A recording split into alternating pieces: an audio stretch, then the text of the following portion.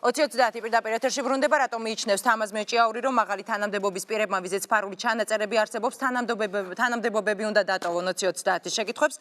ამჯერად თამაზ მეჭიაური უპასუხებს. ბატონო თამაზ, მოგესალმებით, ძალიან დიდი მადლობა, რომ დაგვითმეთ დრო. ბატონო თამაზ, თქვენი განცხადება, რომ მაღალი თანამდებობის პირები, ვიზეც კომპრომატები არსებობს, თანამდებობიდან უნდა წავიდნენ. კომპრომატების არსებობა საკმარის მიზეზია იმისთვის, რომ ისინი თანამდებობიდან გადადგნენ, ან თქვა, საიდან უნდა იცოდნენ, რომ მათზე არსებობს კომპრომატები, თუ გულისხმობთ, რომ იმ ადამიანებმა, იმ თანამდებობის პირებმა უნდა დატოვონ პოსტი, რომლებიც დააანონსეს. მოგესალმებით, ქალბატონო მაკა, მიესალმებით ჩვენ ტელემაყურებელს, სამწუხაროდ მე ახლა კახეთში ვიმყოფები და აქედან არ მქონდა საშუალება ჩემ წინ გამოსვლებისთვის მიმედევნა თვალი. რაც შეეხება თქვენ შეკითხვას, მოგახსენებთ, რომ ამ შეკითხვაში სრულყოფილად არ იქნა წარმოჩენილი ჩემი ხედვა ამ საკითხთან დაკავშირებით. მე არ ვთქვამს, რომ ყველა ვიზეც არსებობს კომპრომატი უნდა წავიდეს, ან ყველა თანამდებობის პირი, ან ყველა ნებისმიერი კომპრომატის გამო. მე ვთქვი, რომ თუ არსებობს უმაღლესი თანამდებობის პირებზე, რომლებიც ასევე არიან დაკავშირებული სახელმწიფო საიდუმლოების შემცველ სერიოზულ საკითხებთან, სერიოზულ გადაწყვეტილებებთან, რომელმაც შეიძლება გავლენა იქონიოს სახელმწიფოს უშუალოებაზე და მათზე არსებობს ისეთი კომპრომატები, რომლებიც შეიძლება გამოყენებული იქნეს უცხოელი ქვეყნების სპეცსამსახურების მიერ მათთვის ქვეყნისთვის ასე ვთქვათ, უარყოფითი შედეგების მომტანი გადაწყვეტილებების მისაღებად, მე მოუწოდე მათ, რომ დატოვონ თანამდებობა. ბატონო თამაზ, როგორ უნდა გაარკვიონ, თქვათ, ადამიანებმა, თუნდაც იგივე უმაღლესი თანამდებობის პირებმა არსებობს თუ არა მათზე კომპრომატები? არა, მე ამას არ ვიძახი, მე მხედველობაში მაქვს, თუ მე მაგალითად თუ მაშანტაჟებს ვიღაცა, რომ მეუნება რაღაცა მაქვს ჩადენილი ისეთი, რომელიც თუ ამას არ გავაკეთებ, რაც ისინი მეტყვიან, ესენი ამას გაასაჯაროებენ, მე შემიძლია ვთქვა, რომ პირადად ჩემზე ვიტყვი, მათ არ შეიძლება ქონდეთ ისეთი კომპრომატი, რომელიც მე მაიძულებს მივიღო ისეთი გადაწყვეტილება, რომელიც გასაგები, ანუ შანტაჟის შემთხვევაში მათ უნდა დატოვონ თანამდებობები. ბატონო თამაზ, უმრავლესობის ლიდერთან არა, შანტაჟის არა, თუ შანტაჟის საფუძვლად მათ აქვს ისეთი რაღაც, რომლის გამჟღავნებისა თვითონაც ეშინიათ. მე არ მეშინია არც ერთი ისეთი ფაქტის გამჟღავნების, რომელიც ჩემს მიმართ შეიძლება ქონდეთ გადაღება. ბატონო თამაზ, უმრავლესობის ლიდერთან დაკავშირებით უნდა გითხოთ, ზვიად კვაჭანტირაძემ თქვა, რომ თქვენი განცხადებით არის გაოგნებული და ის არ გამოხატავს ქართული ოცნების პოლიტიკურ პოზიციას.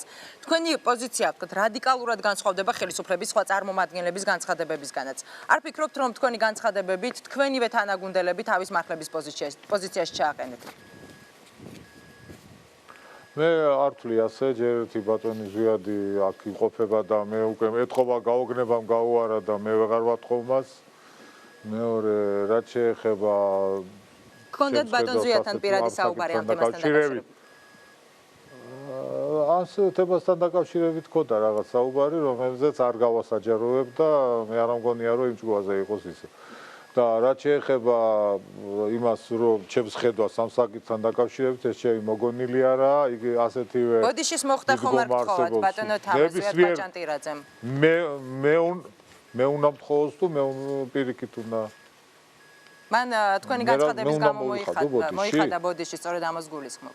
ჯერ ერთი მე სრულწლოვანი ვარ და სრულწლოვანზე ცოტა მეტიც კი და ასე რომ ჩემს ქმედებებზე არავის არ ურჩევ მოიხადონ ბოდიში. მე თვითონ ვახერხებ თუ ამის საჭიროებას დავინახავ. ბატონო თამაზ. და მეორეც ერთი კიდევ, რაც შეეხება ბოდიშით, ახლა ცოტა ეთყობა შორს ვარ და ეს დროში ცოტა ცდება ჩვენი საუბარი, ამიტომაც თუ ცოტა მომცემ საშუალებას დავასრულო ჩემი აზრის გამოხატვა, კარგი იქნება და რაც შეეხება პრაქტიკას, რომელიცაც მე ვისაუბრე, რომ მოუწოდე გადადგომისაკენ, ასეთი პრაქტიკა არსებობს ნებისმიერ ცივილიზებულ ქვეყანაში და მათ შორის ამერიკის შეერთებულ შტატებში, რომელზეც ხშირად აპელირებენ ის არასამთავრობოების, რომელიც ახლა შემომესივნენ მე გიენებივით. და უნდათ რომ შანტაჟით რაღაცა გადამოთქვევინონ. უკაცრავად ბატონო თამაზ. არასამთავრობო ორგანიზაციებთან დაკავშირებით მინდა კითხოთ წარმომადგენლებმა, მესამე სექტორის წარმომადგენლებმა, რომლებიც კამპანიაში შენგეხებას აწარმოებენ, თქვენ დაგადანაშაულეს, რომ თქვენი განცხადებით მოახდინეთ ჩადენილი დანაშაულის ლეგიტიმაცია. მაგალითად, იგივე ახალგაზრდა იურისტთა ასოციაციის თავმჯდომარემ თქვა, რომ თქვენი პოზიცია საეჭვოდ დაემთხვა ვიდეოების გამავრცელებლის პოზიციას. რას უპასუხებდით ამ განცხადების ავტორებს? თუ გაქვთ რა თქმა უნდა სურვილი. მე ამ არასამთავრობოებს, რომლებიც რაოდენობრივად ბევრნი არიან, მაგრამ ფაქტიურად ერთი ფესვებიდან არიან აღმოცენებული, დაახლოებით ერთი დაფინანსებით, სულდგმულობენ ისინი და ასევე ძალიან ისე შემჩნეული არიან ყოველთვის ნაციონალური მოძრაობის მხარდაჭერაში. მაშინაც როცა მოხდა ვიდეო ჩანაწერების პოვნა გასაჯაროება თავის დროზე, როდესაც ეს სამეგრელოში თუ არ ვწდები სამალავებში იპოვეს ისინი, მათ ატეხეს ერთი აუგზაური ვისათვის, რომ ნაციონალური მოძრაობის მხარდაჭერაში ბატონო თამაში. გეტყვით, რასაც გულისხმობ, როდესაც ეს სამალავებში იპოვეს ეს ვიდეო ჩანაწერები, რომელიც იყო საკომპრომენტირებისათვის გადაღებული თავის დროზე წინა ხელისუფლების მიერ, მათ ატეხეს აუგზაური და თავის დროზე გავლენაც მოახდინეს დღევანდელ ხელისუფლებაზე და აიძულეს ისინი გაენადგურებინათ ეს ვიდეო ჩანაწერები ნაცვლად იმისა, რომ მოხდარიყო გამოძიება ყველა როგორც ამ ჩანაწერების დამკვეთების, ისე შემსრულებლების და ისე მათი გამავრცელებლების წინააღმდეგ. ეს ფიქრობთ, რომ გამოძიება შეუძლებელია ბატონო თამას? მე არ ვფიქრობ, რომ შეუძლებელი იყო. ეს უნდა მოხდარიყო, ჩატარებულიყო და არა მხოლოდ განადგურებულიყო მხოლოდ ის ნაწილი, რაც ფიქრობთ, რომ ხელისუფლება მაშინ ამ მასალის განადგურებით შეცდომა დაუშვა?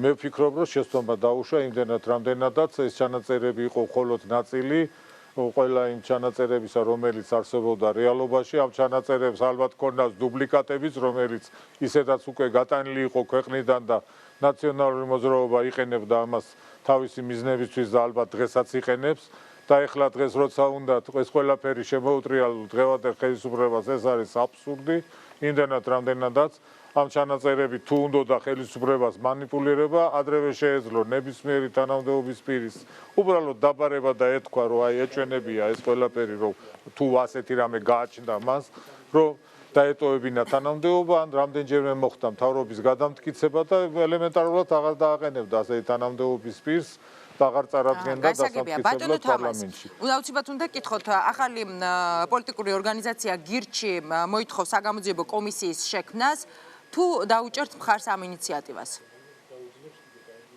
მე სხვათა შორის ახლა გირჩებით, სიყვევითა და სხვადასხვა ატმოსფერული ნალექებით გარდაქმნილი ნაციონალური მოძრაობის მოწოდებას მე ამ შემთხვევაში სერიოზულად არ უყურებ, იმდენად რამდენადაც ისინი მინიმუმ საქმის კურსში იყვნენ, რა ხდებოდა რეალობაში, როგორ ხდებოდა პირად ცხოვრების ამსახველი კადრების გადაღება, თუ თვითონ ისინი ამას არ აკეთებდნენ, ყოველ შემთხვევაში მათთვის ეს ცნობილი იყო, მაგრამ მე არ მახსოვს არც ერთი მათგანის გაპროტესტება აღნიშნული საკითხების აუცილებლად უნდა კითხოთ ბატონო თამას, გასაგებია თქვენი პოზიცია ამ დეტალთან მიმართებაში, აუცილებლად უნდა კითხოთ აქვე. ვის ინტერესში შეიძლება შედიოდეს ამ მასალის გასაჯაროება, პირადი ცხოვრების ამსახველი მასალის გასაჯაროებას გულისხმობ და რამდენად კმაყოფილი ხართ პროკურატურის მუშაობით? ეს შედის მხოლოდ და მხოლოდ ნაციონალური მოძრაობის და მისი სატელიტების ინტერესებში, რათა მოახდინონ დღევანდელი ხელისუფლების დისკრედიტაცია, რათა ყველაფერი ეს დაუკავშირონ ბიძინა ივანიშვილს და მოახდინონ ასევე მისი ავტორიტეტის გარკვეულწილად დისკრედიტაციას ვერ მოახდენენ, მაგრამ რაღაცნაირად შერყევა და ეს საერთაშორისო ორგანიზაციების თვალშიც ასევე არასამთავრობო ორგანიზაციების მეშვეობით წარმოაჩინონ ისე თითქოს ეს ჩანაწერები და საერთოდ მოსმენები პირად ცხოვრების ამსახველი კადრების თავი პროკურატურის მუშაობით რამდენად კმაყოფილი ხართ ბატონო თამას და დაგემშვიდობებით. სამწუხაროდ კავშირი გაწყდა, თამაზ მეჭიაური პასუხობდა 20-30 შეკითხვებს, ახლა რეკლამის შემდეგ ნინუცა კახნიაურის საავტორო რეპორტაჟი.